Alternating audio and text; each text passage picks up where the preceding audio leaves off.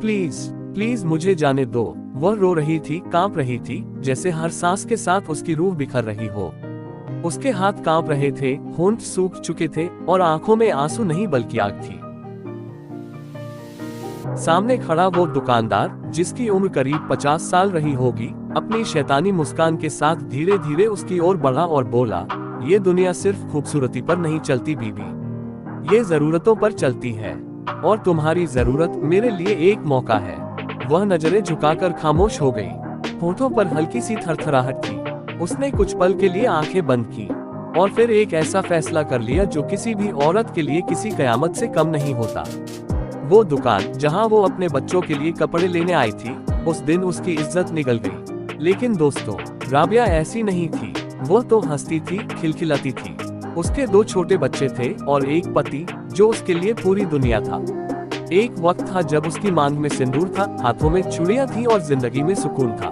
तो फिर क्या हुआ, कैसे हुआ, ऐसा क्या हुआ कि राबिया एक दुकानदार की खामोश गुलामी करने को मजबूर हो गई। ये कहानी सिर्फ एक औरत की नहीं है, ये हर उस माँ, बहन और बेटी की कहानी है जिन्हें हालात नोचकर इज्जत की दहलीज से नीचे गिरा देते हैं। राबिया अपने कमरे के अंधेरे कोने में बैठी थी। उसकी आंखों से आंसू नहीं निकल रहे थे, जैसे वो भी थक चुके हों। उसके पास 2 थैले रखे थे जिनमें बच्चों के गर्म कपड़े थे, लेकिन उनके साथ एक और चीज थी जो दिखती नहीं, एक बोझ, एक जहर जो दिल को अंदर से खा रहा था।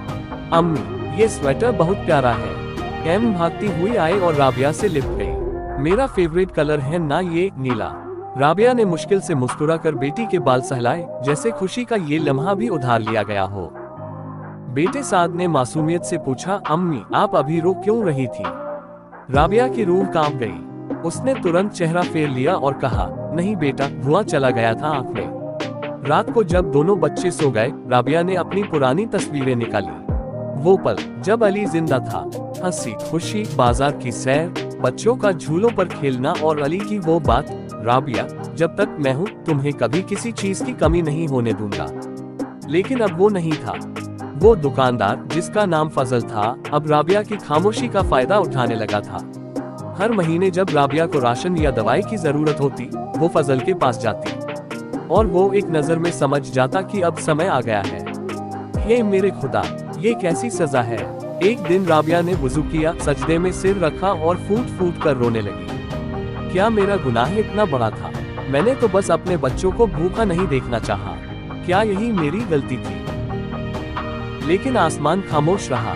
अब फजल राबिया पर अपना हक जताने लगा था, कभी समय की शर्तें, कभी जगह बदलने की बातें। राबिया को लगता जैसे वो किसी पिंजरे में कैद हो गई हो। कुछ बदल गया। राबिया मोहल्ले की मस्जिद के बाहर बैठकर रो रही थी जब एक महिला जो रोज नमाजियों को चाय पिलाया करती थी, उसके पास आए। बेटी, सब ठीक है? राबिया चौंकी, फिर सिर हिलाकर बोली, जी खाला, सब ठीक है। मगर खाला की नजरें सब कुछ पढ़ चुकी थी। बेटी, कुछ जख्म चेहरे पर नहीं दिखते, लेकिन दिल चिल्लाता है। राबिया टूट गई। उसने खाला की गोद में सिर रख दिया और बरसों का बोझ आंसुओं में बहा दिया। खाला ने उसका हाथ थामा और एक छोटा सा पता दिया, ये एक संस्था है महिलाओं के लिए। वहाँ तुम्हें काम भी मिलेगा और सुरक्षा भी। बस हिम्मत मत हारना, एक बार जरूर जाना। अगली सुबह जब बच्चे स्कूल चले गए, राबिया ने चुपचाप वो पर्ची निकाली जिस पर संस्था का पता लिखा था। हाथ कांप रहे थे, दिल जोर जोर से धड़क रहा था, लेकिन कदमों में अजीब सी ताकत आ गई थी। वो चाहती थी कि फिर से अपनी आंखों में रोशनी लाए, अपने बच्चों के लिए कुछ बने, इज्जत से जीने का हक वापस पाए। संस्था का नाम था नूर वेलफेयर, एक पुराना मगर साफ सुथरा ऑफिस। दरवाजे पर एक बैनर लगा था, महिलाओं के लिए हुनर, सुरक्षा और आत्मनिर्भरता। जैसे ही राबिया अंदर दाखिल हुई, एक खुशमिजाज महिला ने उसका स्वागत किया। जी बहन, कैसे आना हुआ? राबिया ने हिचकिचाते हुए सब कुछ सच सच कह दिया। आंखों से आंसू बह रहे थे, आवाज कांप रही थी, लेकिन शब्दों में दर्द के साथ सच्चाई भी थी। वो महिला जिसका नाम शमाइला था, सब कुछ चुपचाप सुनती रही, फिर बोली, राबिया, तुम्हारी जैसी कई औरतें रोज यहाँ आती हैं, कोई अपनी चुप्पी के साथ, कोई जख्मों के साथ। लेकिन एक बात याद रखना, तुम गुनहगार नहीं हो, तुम माँ हो और माँ कभी हार नहीं मानती। अध्याय 6, जिंदगी की नई शुरुआत। नूर वेलफेयर ने राबिया को सिलाई और कढ़ाई का कोर्स करवाया, साथ ही मानसिक सलाह भी दी। कुछ ही महीनों में उसकी आंखों में फिर से चमक लौट आई थी। अब वो खुद कपड़े तैयार करती, ऑनलाइन बेचती और अपने बच्चों का खर्चा भी निकालने लगी थी।